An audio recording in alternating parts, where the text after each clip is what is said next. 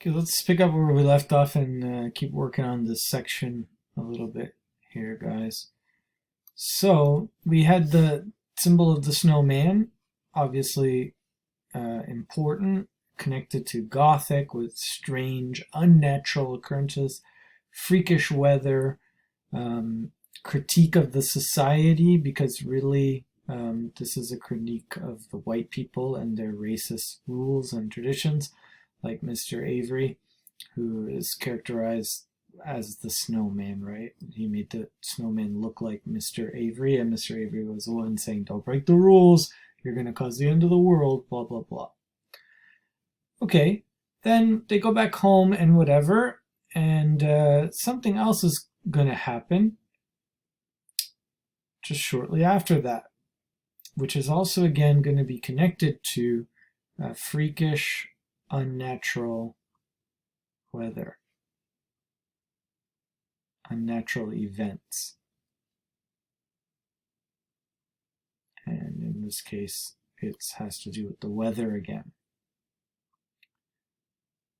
Well, could be from the weather. It's related to the weather in that it's very odd situation based on the fact that it's so cold out and the weather situation. It doesn't seem to make sense what happens next. Atticus strolled over to Miss Maudie's sidewalk where they engaged in an arm-waving conversation, the only phrase of which I caught was, "He erected an absolute morphodite in that yard, Atticus. You'll never raise him." What's a morphodite? Morphodite is like a hybrid person who mixes male and female.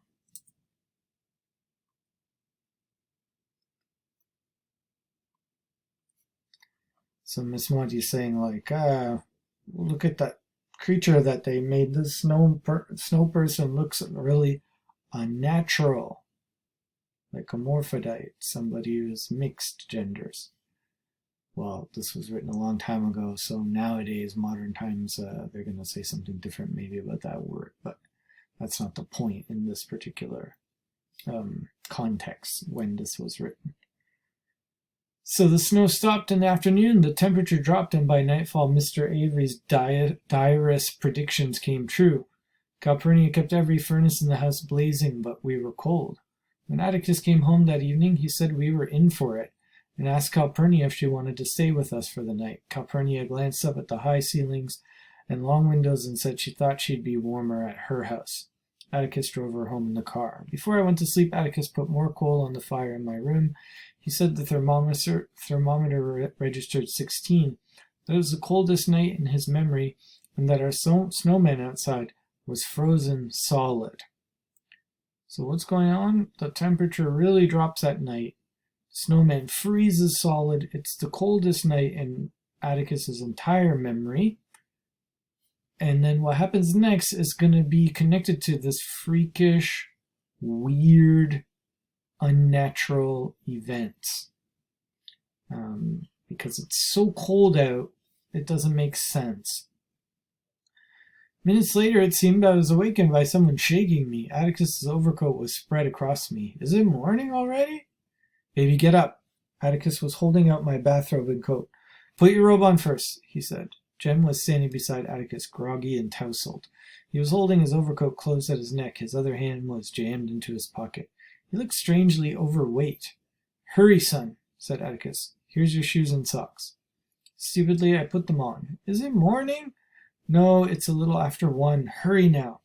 There was something wrong. That something was wrong finally got through to me. What's the matter? By then he did not have time to tell me.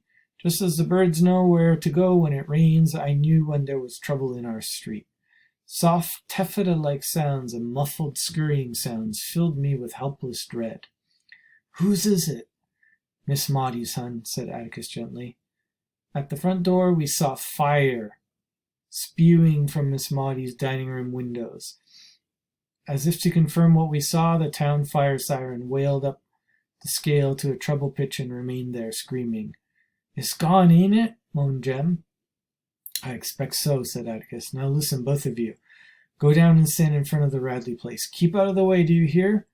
See which way the wind's blowing? Oh, said Jem. Atticus, reckon we ought to start moving the furniture out? Not yet, son.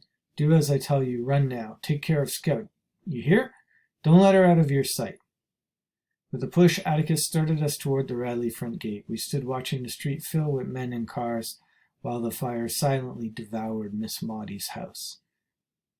Why don't they hurry? Why don't they hurry? Muttered Jem. All right, what's going on? We got a freakish fire here. Strange fire.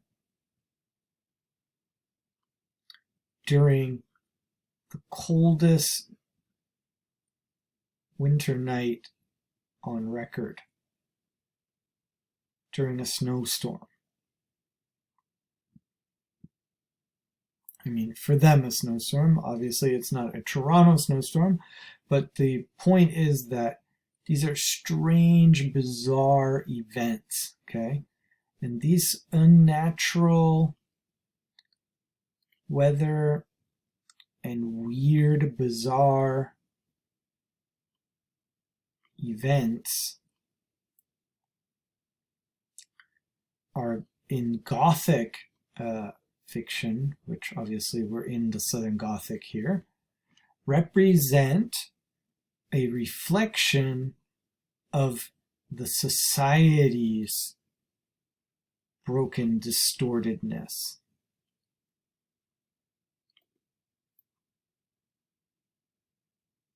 So just like Mr. Avery, he's the one who's actually the one who's distorted and unnatural and weird, not people breaking these evil rules of racism and so on. So the unnatural, freakish weather is like something's wrong in nature.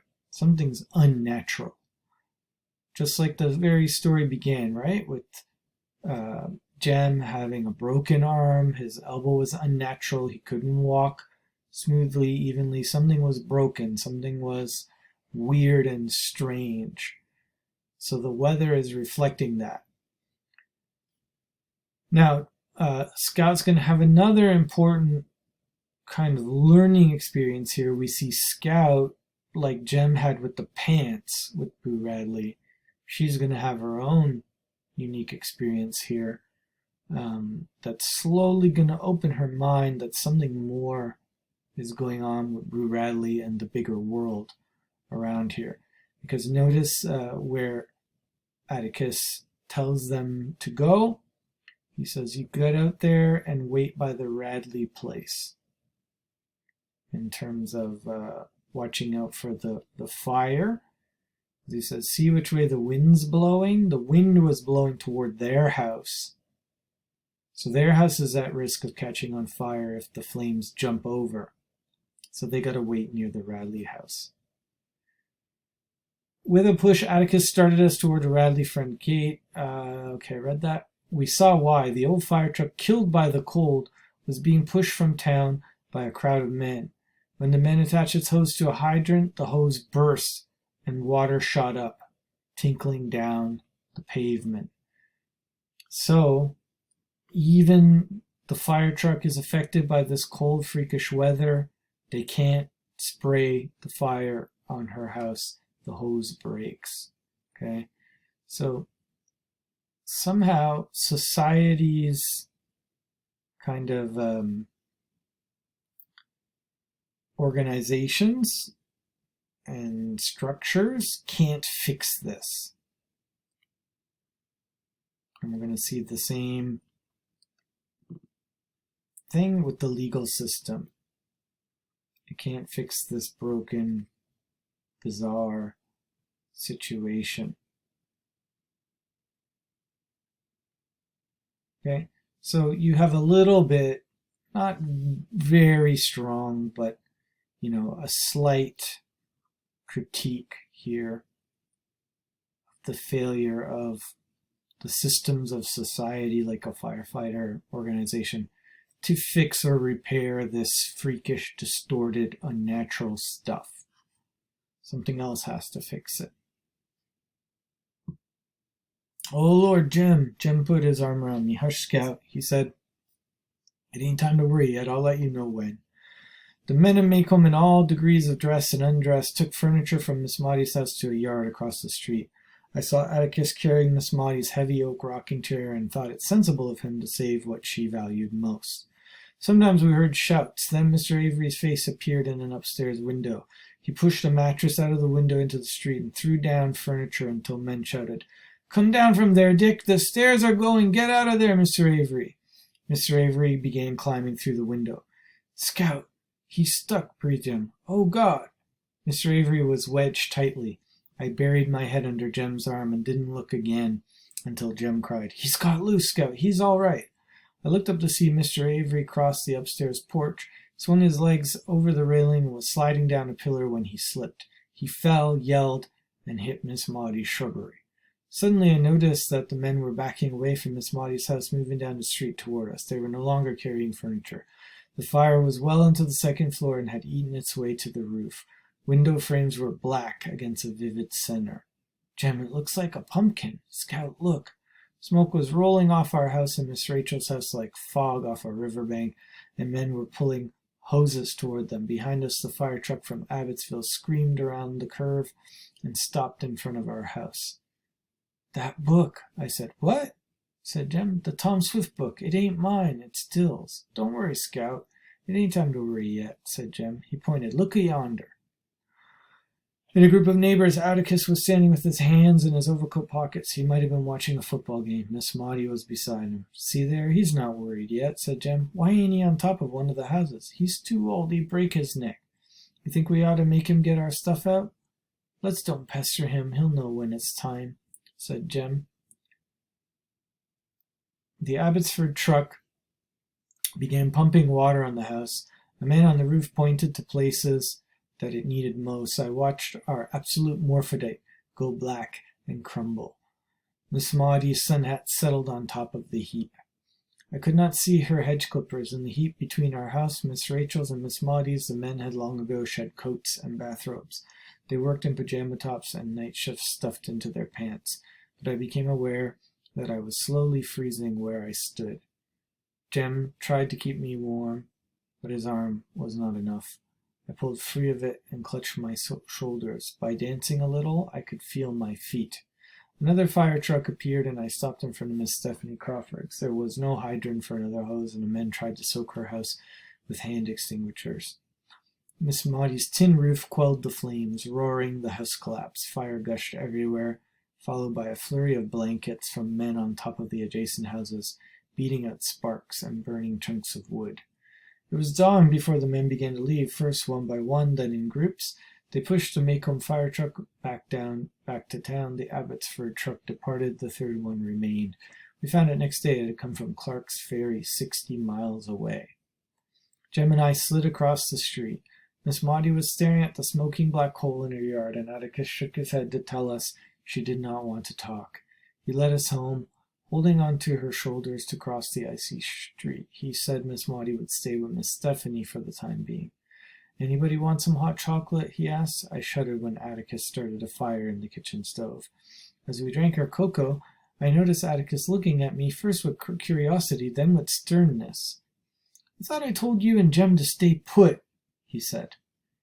"Why, we did. We stayed." "Then whose blanket is that?" "Blanket?" "Yes, ma'am, blanket. It isn't ours." I looked down and found myself clutching a brown woolen blanket I was wearing around my shoulders, squaw fashion. So, somehow, this blanket got on Scout's shoulders during the night. "Atticus, I don't know, sir." I turned to Jem for an answer, but Jem was even more bewildered than I. He said he didn't know how it got there. We did exactly as Atticus had told us. We stood down by the Radley gate, away from everybody. We didn't move an inch. Jem stopped. "Mr. Nathan was at the fire," he babbled. I saw him. He was tugging at the mattress. "Atticus, I swear." Okay, so it wasn't Nathan Radley. Who brought the blanket? Boo Radley. Another gift, and Boo Radley came out of his house to help Scout and take care of her. Okay, so that's foreshadowing.